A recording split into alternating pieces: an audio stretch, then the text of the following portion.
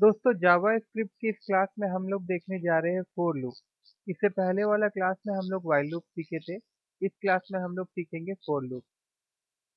तो for loop में देखिए क्या होता है दोस्तों, जिस तरह से वाइल लूप में हम लोग को क्या करना पड़ता था कि हम लोग सिर्फ कंडीशन दे सकते थे। बट फोर लूप जो होता है वो ज़्यादातर फोर लूप ही यूज होता है उसका। वो इसलिए क्योंकि फोर लूप के अंदर में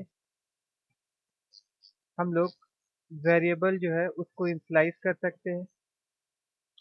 उसके बाद हम लोग कंडीशन दे सकते हैं जैसे आई, और आई का वैल्यू जो रहेगा लेस देन 10 या इक्वल टू 10। और उसके बाद इंक्रीमेंट या फिर डिक्रीमेंट का जो ऑपरेटर होता है वो भी हम लोग इसके अंदर ही यूज करते हैं। इसके बाद आप जो भी कोड रन करवाना चाहते हैं जैसे कि डॉक्यूमेंट डॉट राइट, और उसके अंदर में आप जो भी लिखना चाहते हैं।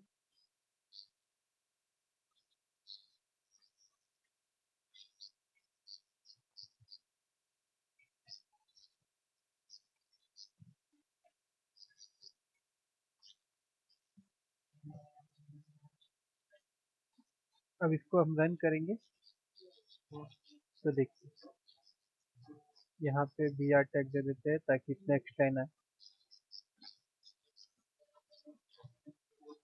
देखिए तो इस प्रकार से हम लोग फोर लूप जो है वो यूज कर सकते हैं। चलिए फोर लूप का एक हम लोग एग्जांपल देख लेते हैं जिसमें हम लोग टेक्स्ट बॉक्स वगैरह सारा हम लोग प्रयोग करेंगे। अभी मैं आपको जो एग्जांपल दिखाने जा रहा हूँ उसमें क्या होगा कि यूज़र के द्वारा हम नंबर लेंगे और उसी नंबर का हम लोग टेबल डिस्प्ले करवाएंगे। तो सबसे पहले यूज़र से नंबर लेने के लिए यहाँ पे मैं पहले लिखता हूँ इंटर एनी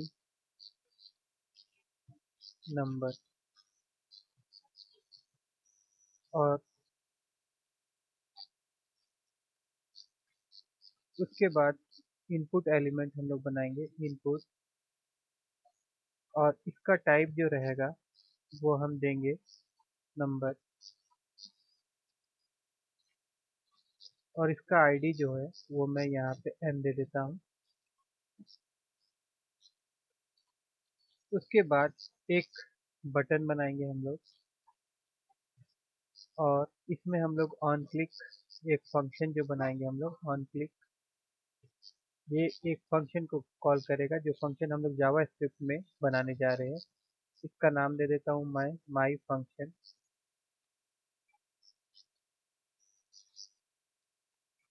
उसके बाद या फिर इसका नाम मैं दे देता हूँ टेबल,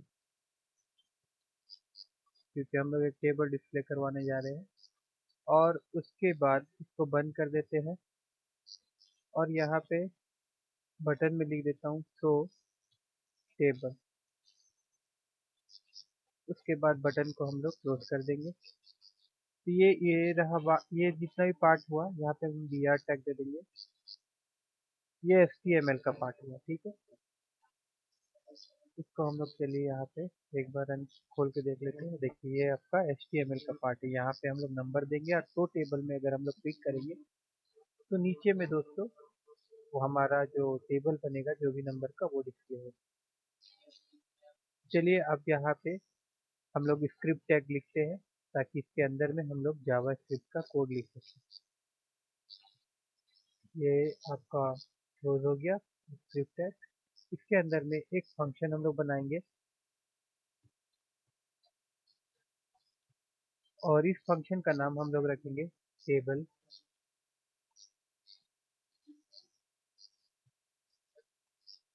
उसके बाद curly bracket open and close. इसके अंदर में एक वेरिएबल बनाएंगे हम लोग नंबर नाम का, और ये जो नंबर रहेगा ये टेक्स्ट, ये जो नंबर नाम का हम लोग इनपुट यहाँ पे यूज किए हैं इनपुट टाइप नंबर, यहाँ से ये नंबर लेगा। तो इसको यहाँ से लेके उस वेरिएबल में डालने के लिए यहाँ पे हम लोग को लिखना पड़ेगा document dot gate element by ID, और आईडी में क्या रहेगा हमारा, यहाँ पे जो हम लोगों ने आईडी दिया है ये आईडी जाएगा। उसके बाद डॉट वैल्यू, जिससे कि वहाँ का वैल्यू उठाएगा। ठीक है, इस इनपुट टाइप का वैल्यू उठा के वो इस नंबर नाम का वेरिएबल में स्टोर कर देगा।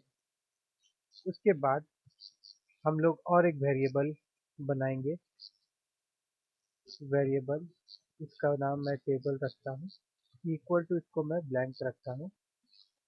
उसके बाद यहाँ पे हम लोग को लिखना पड़ेगा फॉर लूप जो हम यूज़ करने जा रहे हैं।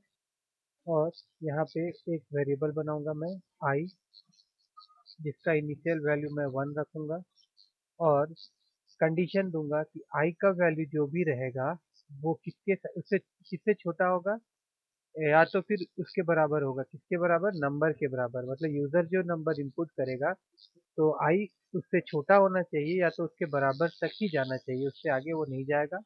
और यहाँ पे आई प्लस प्लस लिखेंगे हम लोग और उसके बाद में इसको बंद कर देंगे। फिर कर्ली ब्रैकेट ओपन और क्लोज होगा। अब इसके अंदर में हम लोग यहाँ पे लिखेंगे टेबल, उसके बाद plus table plus equal to. अब देखिए दोस्तों, आपको टेबल प्रिंट करवाना है तो सबसे पहले टेबल किस तरह से होता है। जैसे कि सबसे पहले होता है जो भी नंबर होगा 5 3 यूजर जो पुट करेगा तो वो कहाँ पे वैल्यू दिखाएगा नंबर में, इसीलिए पहले नंबर लिखेंगे हम लोग। उसके बाद प्लस, उसके बाद दोस्तों क्या होता है 5 into 1, है ना। तो यहाँ पे हम लोग x लिख देते हैं ताकि ये इंटू का साइन लाए। 5 into, उसके बाद हमको क्या चाहिए 1 2 3 4 चेंज होना चाहिए। तो जैसे i का वैल्यू चेंज होते जाएगा, पहले 1 आएगा फिर 2 आएगा, तो यहाँ पे i लिख देंगे। उसके बाद इक्वल टू होता है तो हम यहाँ इक्वल टू लिखेंगे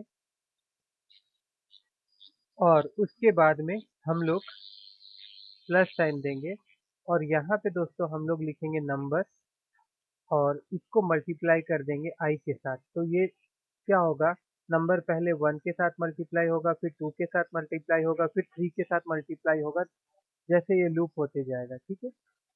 अब अच्छा दोस्तों, यहाँ पे एक चीज हम गलत कर दिए थे, यहाँ पे आपको 10 लिखना पड़ेगा क्योंकि i जो है वो 10 तक जाना चाहिए। ठीक है ना, इसीलिए यहाँ पे i equal to greater than 10 होगा। ठीक है।